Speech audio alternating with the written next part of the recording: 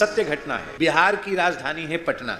पटना में एक बड़े भक्त सेठ रहते थे। उन सेठ के पास एक ब्राह्मण देवता था। उन्होंने कहा कि सेठ जी, हमको जगन्नाथपुरी दर्शन की इच्छा है, आपकी कृपा हो जाए तो हम जगन्नाथपुरी चले, माने कुछ मार्ग व्यय की व्यवस्था कर दें तो हम जगन्नाथ जी का दर्शन कराएं। तब सेठ जी ने मार्ग व्यय की व्यवस्था कर दी और व्यवस्था करके 100 रुपया दे दिया। उस सस्ते जमाने की बात है। 100 रुपया पंडित जी को दे दिया। बोले 100 रुपया तुम जगन्नाथ जी की सेवा में लगा देना हमारी तरफ से। बोले ठीक है। अब पंडित जी जहाँ होके जाते, किसी न किसी संत के यहाँ रुकते तो उस रुपया में से संत सेवा कर देते।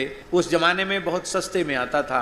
1 रुपए के मन भर तो चना आ जाते थे। 1 रुपए के 1 मन चना आ जाते थे। सस्ता जमाना था। तो 1 रुपया 2 रुपया वहीं भेंट कर देते। राशन पानी मंगा लो, साधुओं के भंडारे में काम आएगा। ऐसा होते होते 98 रुपया खर्च हो गए। कितने? अब बचे कितने? 2 रुपये। तो 2 रुपया उन्होंने जगन्नाथ जी को भेंट कर दिए। पूरी पहुंचकर 2 रुपया जगन्नाथ जी को भेंट कर दिए। रात्रि को जगन्नाथ जी ने पटना वाले सेठ जी को दर्शन दिया स्वप्न में, और दर्शन देकर कहा कि तुम्हारे 98 रुपए हमारे पास पहुंच गए हैं, हमने सेवा में स्वीकार कर लिए।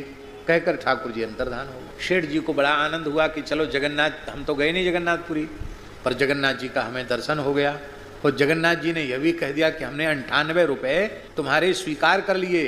तो हमने तो 100 भेजे थे, पंडित जी ने 2 रुपए बचा लिए क्या? अथवा हो सकता है खर्च हो गए होंगे, ज्यादा खर्च हो गया होगा, जो कुछ भी बात है। जब पंडित जी लौट के जगन्नाथ जी से आए, उनके लिए निर्माल्य प्रसाद, खाजा प्रसाद लेके आए, जगन्नाथ जी का पटका चीर लेके आए, सेठ जी को दिया।